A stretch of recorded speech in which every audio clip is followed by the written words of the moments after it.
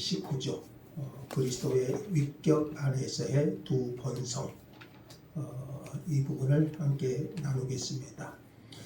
자, 19조는 그리스도의 위격 안에 신성과 인성이라는 두 본성이 어떻게 연합되어 있는가를 설명합니다.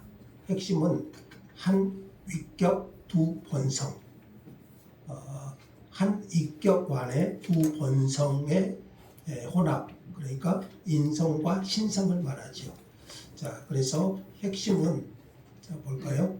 핵심 교리인데 한 위격의 두 본성, 신성과 인성을 말해요. 두 본성은 한 위격 안에 두 본성, 이것이 우리 기독교 교리의 핵심 교리라고 할 수가 있고요.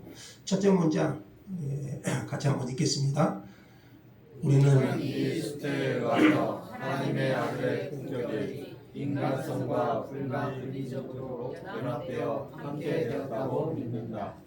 그리하여 하나님의 두 알이 있는 것이 아니며 또한 두 품격이 있는 것도 아니고 오직 신성과 인성의 두 본성이 단 하나의 품격 안에서 연합되었다고 믿는다. 신성과 인성의 두 본성이 하나의 품격 안에서, 품격이라는 것은 위격과 같은 뜻입니다. 하나의 품격 안에서 연합되었다고 믿는다. 이렇게 설명합니다. 그러니까 예수 그리스도는 두 분이 아니라 한 분이십니다. 한 분, 예수 그리스도는 한 분이십니다. 참 하나님이시고 참 사람이십니다. 신성과 인성이라는 두 본성을 가지셨지만 두 본성은 한 위격 안에 불가분리적으로 연합되어 있습니다. 그러니까 한 위격 안에, 그러니까 예수님은 두 분이 아니셔요. 한 위격 안에 두 본성이 불가분리적으로 연합되었다. 우리는 이렇게 믿습니다. 따라서 예수님 안에 하나님이신 예수와 인간이신 예수가 따로 존재하는 것이 아닙니다. 한 위격 안에 인성과 신성이 서로 연합되어 있음을 믿습니다. 다시 말하면 한 위격의 두 본성, 신성과 인성이 서로 연합되어 있다. 이것이 19조에서 가장 중요한 문장이고요. 우리 기독론과도 일치되는 중요한 정통 기독교의 교리입니다. 굉장히 중요한 교리입니다. 한 본성, 한 위격, 두 본성. 하나님의 아들의 품격 안에 두 본성이 연합되어 있다. 굉장히 중요한 우리 기독론 중에 하나입니다. 자, 이게 이제 19절을 공부하면서 여러분이 좀 정리를 좀 했으면 좋겠습니다. 그래서 한 예수님의 품성, 위격 안에 신성과 인성이 서로 연합되어 있다. 그렇게 설명하고 있고요. 자, 그리고 두 번째로 이 두 본성은 서로 섞이지 않는다. 이렇게 말합니다. 또 문장 읽겠습니다. 그러나 각 본성은 그 자체의 독특한 자질을 보유한다. 그리하여 그의 신성은 언제나 창조된 것이 아닌 상태로 유지되면서 시작하거나 끝나는 날도 없이 하늘과 땅을 채우신다. 한편 그의 인성도 그 자질을 잃지 않고 유한한 존재인 피조물로서 남아있게 되는데 이는 그 시작하는 날이 있고 실제 몸에 속하는 모든 특성을 보유한다. 이렇게 말합니다. 자, 그리스도의 신성과 인성은 연합되어 있다고 말씀을 드렸습니다. 한 위격 안에 두 본성이 서로 불가분리적으로 연합되어 있다고 말씀을 드렸습니다. 자, 그러나 서로 혼합되거나 뒤섞이지 않습니다. 연합되어 있지만 신성과 인성이 혼합되거나 뒤섞이지 않습니다. 무슨 말이냐면 신성은 신성대로 고유한 특성을 가지고 있습니다. 신성은 신성대로 고유한 특성을 가지고 있습니다. 그게 뭡니까? 자, 오늘 신조에서는 신성의 특징이 나옵니다. 영원하심, 또 무한하심, 창조주 하나님, 전능하심. 자, 이런 것들은 예수 그리스도의 신성의 특성입니다. 신성, 또 인성의 속성이 있습니다. 인성은 인성대로 고유한 특성을 가지고 있습니다. 그게 뭡니까? 유한함, 그리고 피조물, 인성을 말하는 겁니다. 마리아의 몸에서 태어났죠. 그리고 실제적인 몸을 가지셨습니다. 영혼을 가지셨고요. 배고픔, 또 피곤함, 고난과 죽음을 경험하시고, 그러니까 이처럼 예수님은 신성은 신성대로, 인성은 인성대로 고유한 특징을 가지고 있음을 보여줍니다. 그래서 예수님께서 인간이 되셨다고 해서 하나님의 길을 중단하신 것은 아닙니다. 신성은 신성대로 그렇게 말씀하셨죠. 반대로 하나님이라고 해서 인간의 몸을 단지 겉으로만 입으신 것도 아닙니다. 다시 말하면 완전한 하나님, 완전한 인간, 참 하나님이면서 참 인간. 자, 그래서 예수님은 한 분이시고 그 한 분이 신성과 인성을 모두 가지신 분이시다. 이걸 우리 신앙 고백은 분명하게 우리에게 가르쳐 줍니다. 자, 그리고 세 번째는요. 예수님이 죽으실 때도 신성과 인성은 분리되지 않았습니다. 이게 좀 어려운 부분이기도 한데요. 한번 읽어봅시다. 다 같이. 그의 신성과 인성은 한 품격 안에서 아주 밀접하게 연합되었으므로 그가 죽을 때에도 분리되지 않았다. 그러므로 그가 죽으실 때 그의 아버지의 손에 부탁하신 것은 그의 몸에서 떠나던 진짜 사람의 영이었다. 한편 그의 신성은 언제나 그의 인성과 연합하여 그가 무덤 속에 누워 있었을 때에도 함께 하였다. 좀 어렵죠. 무슨 말이냐면 여러분 죽음이 뭔가요? 죽음. 죽음은 몸과 영혼의 분리를 죽음이라고 합니다. 몸과 영혼의 분리. 영혼은 죽습니까? 영혼은 죽지 않아요. 몸은 죽죠. 그래서 흙으로 가지만 그래서 죽음은 우리 몸과 영혼이 분리되는 것을 죽음이라고 말합니다. 죽음은 그러니까 신성과 인성의 분리가 아니에요. 몸과 영혼의 분리지 죽음은 신성과 인성이 분리되는 것이 아닙니다. 예수님께서 십자가에 죽으셨을 때 그러니까 신성이 죽은 것이 아니에요. 죽음을 경험하신 것은 예수님의 인성입니다. 인성입니다. 그가 죽으실 때 아버지 손에 부탁하셨잖아요. 그것은 그리스도의 인성 안에서 영혼과 육체는 분리되었지만 신성의 위격은 그대로 존재하고 계셨음을 보여주는 거예요. 그러니까 무덤에 있던 몸과 여전히 연합되어 계셨어요. 그러니까 여러분 죽음이 잘 생각하세요. 신성과 인성의 분리가 죽음이 아니에요. 몸과 영혼의 분리가 죽음이죠. 그래서 예수님이 죽음을 경험한 것은 신성이 죽음을 경험한 것이 아니고 예수님의 인성이 죽음을 경험하게 된 것입니다. 무덤에 있는 예수님도 여전히 예수님의 신성은 무덤에 있던 몸과 여전히 연합되어 있었던 거예요. 좀 어렵죠? 무덤에 있는 몸도 낙원에 있던 영혼도 죽음이 뭐라고 했죠? 몸과 영혼의 분리. 그러니까 무덤에 있던 몸도 낙원에 있던 영혼도 여전히 성자의 위격 안에 있었다는 것이 이 조항의 이어집니다. 그러니까 무덤에 있는 예수님도 여전히 하나님의 신성의 위격 안에 있었고 낙원에 있는 예수님의 영혼도 여전히 예수님의 신격 안에 존재하고 있었다는 것을 말해 주는 거예요. 그러니까 신성이 떠난 적은 없어요. 죽음이 예수님의 신성이 떠났다 이렇게 보지 않는다는 거예요. 이해되신가요? 권사님만 이해되신가요? 네. 여전히 무덤에 있는 예수님도 신성이 떠나지 않으셨고 하늘에 있는 예수님의 영혼도 여전히 신성이 떠나지 않으셨어요. 자, 그래서 죽으실 때도 신성과 인성은 분리되지 않았습니다. 신성과 인성은 예수님이 그 한 품성 안에 불가분리적으로 연합되어 있다고 제가 말씀을 드렸잖아요.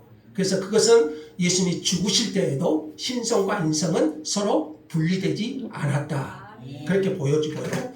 자, 네 번째는요.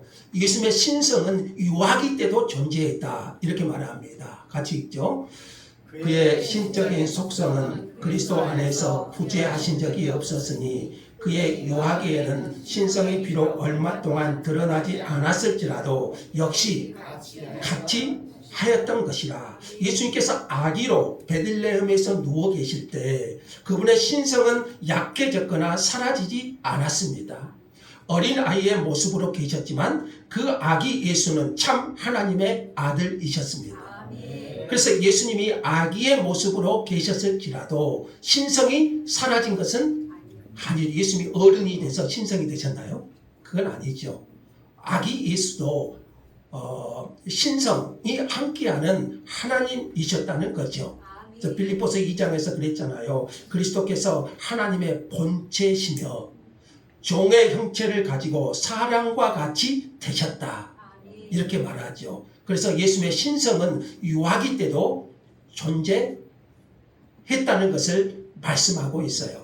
그래서 예수님의 신성이 떠난 적은 없어요. 자, 5번에 중요한 말이 하나 나오는데요. 부활 후에도 인성은 인성으로 남는다. 중요합니다. 이 이론이요. 한번 먼저 읽어보게요. 그의 부활하심에 의해 그의 몸은 불멸하게 되었으나 그의 인성에 있어서 달라진 것은 아무것도 없다. 우리의 구원과 부활 역시 예수 그리스도의 몸의 실제성에 의존한다. 이렇게 말합니다. 자, 예수의 부활은 영혼만의 부활이 아닙니다. 예수님께서 어떻게 부활하셨어요? 영혼만 부활하셨나요? 몸도 예수님께서 실제 몸이 죽으셨고요. 실제 몸이 다시 살아나셨습니다. 부활하신 몸은 불멸의 몸이 되었지만 여전히 참된 인간의 몸입니다. 인성을 가지신 그 몸이 죽음을 경험했지만 그 몸이 다시 부활 살아나셨어요. 그러므로 우리의 부활도 마찬가지예요. 우리는 몸의 부활을 믿습니다. 예수님께서 영혼만 부활하셨다면 우리도 영혼만 부활할 거예요. 그러나 예수님은 실제 몸이 부활하셨습니다. 그러므로 우리도요, 영혼만이 아니라 우리의 실제 몸도 부활할 것을 믿습니다. 그리스도께서 죽은 자 가운데서 다시 살아나사 잠자는 자들의 첫 열매가 되셨도다. 우리 몸도 실제 몸이기 때문에요. 우리의 부활은 그리스도 몸의 실제성에 근거해야 된다. 이렇게 말해요. 그러니까 우리의 부활도 예수님이 실제 몸이 부활한 것처럼 우리의 몸도 부활하게 될 것을 믿습니다. 우리가 지금 연약하지만 지금은 조금만 힘들어도 피곤하고 병들고 그러지만 우리가 부활할 때는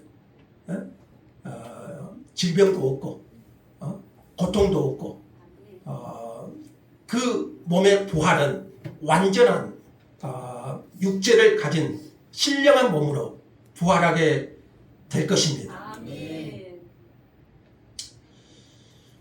자, 그러므로 여러분 부활은요 인성을 신성화하거나 인성의 초월적 존재로 만드는 것이 아니에요. 무슨 말이냐면요. 인성의 속성이 향상되는 것이 부활이에요. 그러니까 부활은 인성을 신성화하거나 인성을 초월적 존재로 바꾸는 것이 아니에요. 말이 조금 다릅니다만은 부활이 뭡니까? 우리 인성이 신성화되는 건가요? 그게 아니에요. 우리 인성이 우리 인성의 존재를 어떤 향상시키는 것이 우리 부활이에요. 인성은 인성이에요. 그래서 썩지 않고 강하고 영광스럽고 신령한 몸으로 우리 인성이 향상되는 거예요. 우리 인성이 어떤 신성화되는 것이 아니고 그 썩을 몸이 썩지 아니함으로 신령한 몸으로 우리 몸이 부활, 향상시키는 것이 부활이에요. 자, 그래서 여러분 부활하신 예수님의 몸도 여전히 만지고 먹을 수 있는 참 몸이었지 않습니까? 그래서 여러분 이 조항을 한번 보세요. 앞문장 두 번째 문장 한번 보세요. 부활 후에도 인성에 있어서 달라진 것은 아무것도 없다 이렇게 말해요. 부활 후에도 인성에 있어서 달라진 것은 아무것도 없다. 그러니까 인성이 신성으로 변화된 것이 아니에요. 부활이 예수님의 인성은 사라져버리고 신성만 남아버리는 그게 아니고 부활 후에도 인성에 있어서 달라진 것은 아무것도 없어요. 예수님은 참 하나님이면서 참 사람이죠. 그래서 그 인성과 신성은 분리되지 않아요. 부활 후에도 인성은 인성대로 남아 계셔요. 그러므로 우리의 부활도 그 예수의 부활의 실제에 의존하는 거예요. 우리의 몸도 우리 몸이 예수님처럼 신성화되는 것이 아니고 우리 인성이 향상되는 것이라고 말씀을 드렸죠. 그래서 우리의 인성도 그대로 인성대로 남습니다. 자, 이렇게 못 박는 이유는요. 부활을 그리스도의 인성이 사라지거나 신성으로 흡수되는 사건으로 오해되지 않도록 하기 위함입니다. 그러니까 무슨 말이죠? 인성은 인성대로 남는다. 그러니까 예수의 부활하면 그 인성이 사라지거나 인성이 신성으로 흡수되던 것이 아니에요. 예수님의 신성은 신성대로 인성은 인성대로 부활 후에도 그대로 남는다. 이렇게 보여지죠. 그러니까 우리가 이제 장차 하나님 나라에 가면은 하나님은 영이시니까 보이지는 않겠죠. 빛으로 존재하시니까. 그러나 예수님은 볼까요? 못 볼까요? 보게 되죠. 왜요? 인성을 지니셨으니까. 예수의 부활하신 예수님을 우리는 뵙게 될 것입니다. 자, 자, 그러면 왜 이 교리가 이렇게 중요한가? 굉장히 중요한 교리입니다. 기독교에 있어서 같이 한번 읽겠습니다. 그러므로 우리는 그가 참 하나님이며 참 사람임을 고백한다.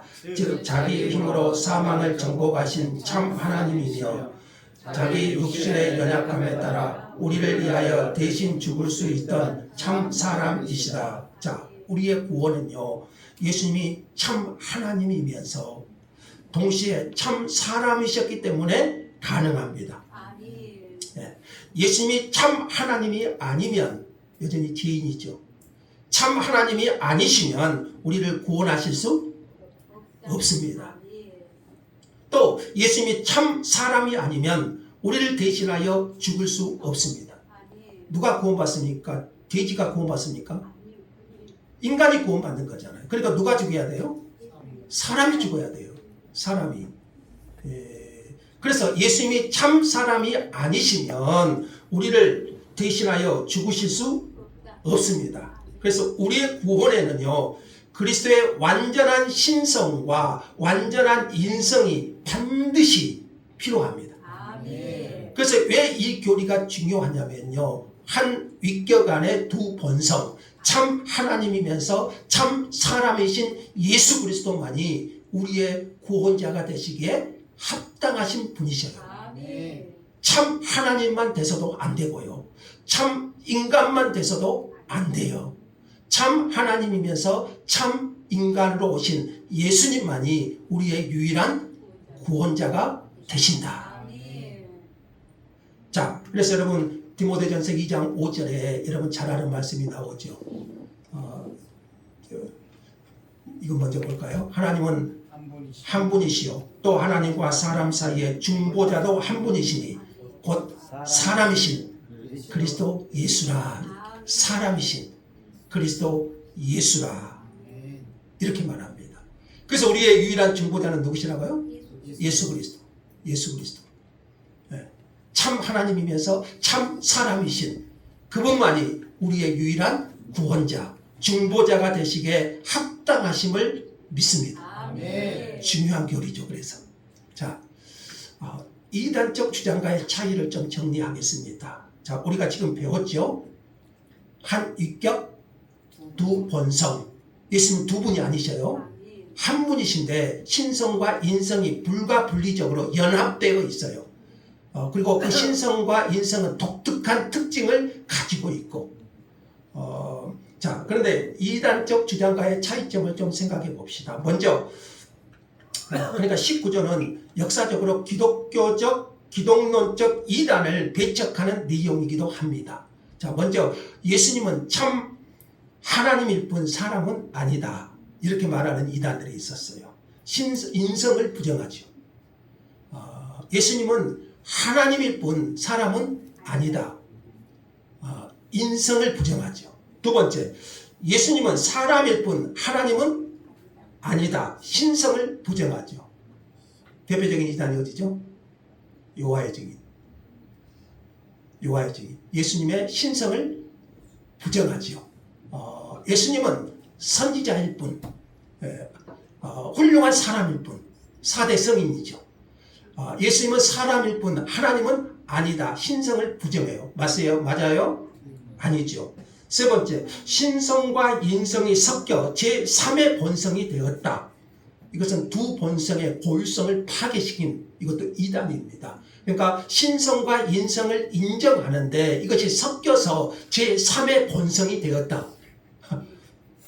이것은 두 본성의 고유성을 파괴시킵니다. 인성은 인성대로, 신성은 신성대로의 특징을 가지고 있다고 말씀드렸잖아요. 그 다음에 신성과 인성이 두 위격으로 나타난다. 맞습니까?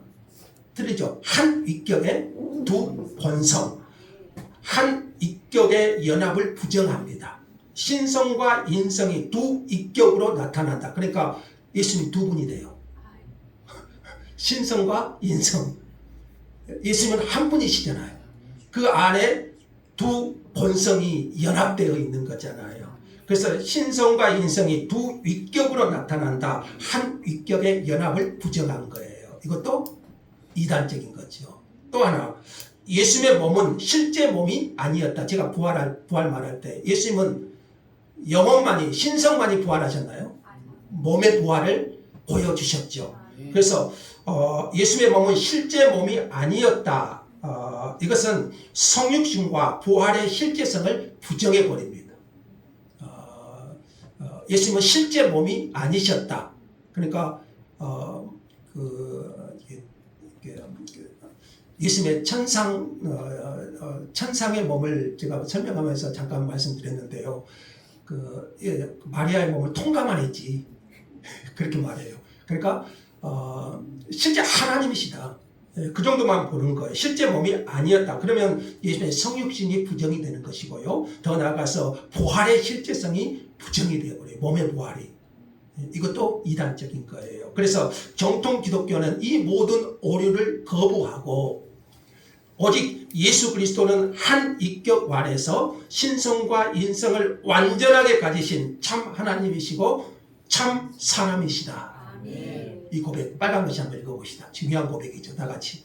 예수 그리스도는 한 인격 안에서 신성과 인성을 완전하게 가지신 참 하나님이요 참 사람이시다. 예.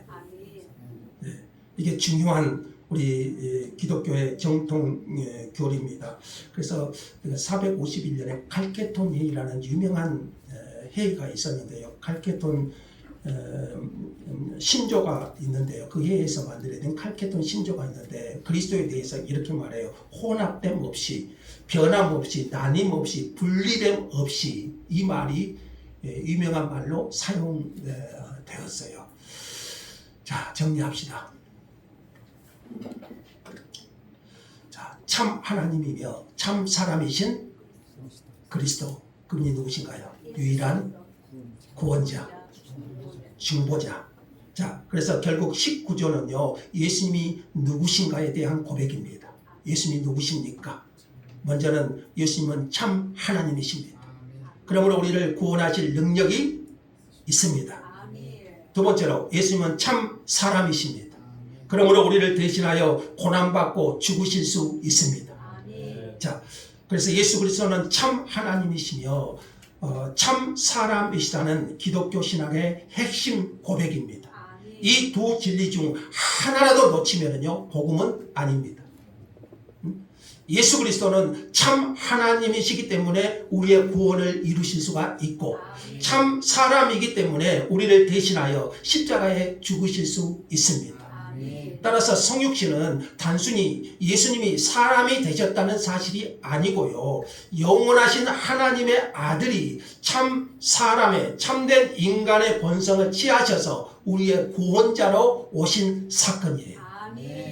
부활을 바라볼 때도 단순히 영혼의 승리만을 보는 것은 아닙니다. 참 사람이신 그리스도께서 몸으로 부활하셨다는 사실을 우리는 생각하면서 장차 우리의 몸도 부활하게 될 것을 보는 것입니다. 그래서 오늘 이 19절을 통해서요, 우리는 온전한 그리스도를 다시 붙잡을 수 있기를 원합니다. 참 하나님이면서 참 사람이신 우리의 구원자, 우리의 유일한 중보자 예수 그리스도. 한쪽만 한다면 복음은 아니에요. 온전한 그리스도, 온전한 그리스도를, 참 하나님이면서 참 사람이신 온전한 그리스도, 우리의 유일한 구원자 그 예수 그리스도를 여러분 우리가 굳게 붙잡을 수 있기를 원합니다. 제가 이렇게 죽도록 해도 안상홍이 또 구원자래.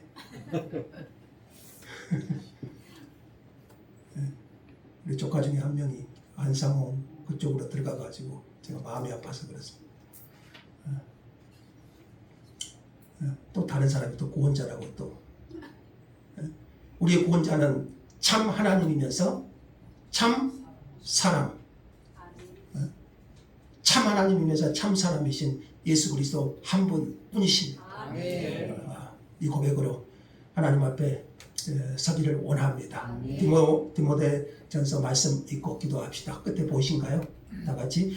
하나님은 한 분이시요 또 하나님과 사람 사이에 중보자도 한 분이시니 곧 사람이신 그리스도 예수라. 사람이신 그리스도 예수라. 감사합니다, 하나님. 참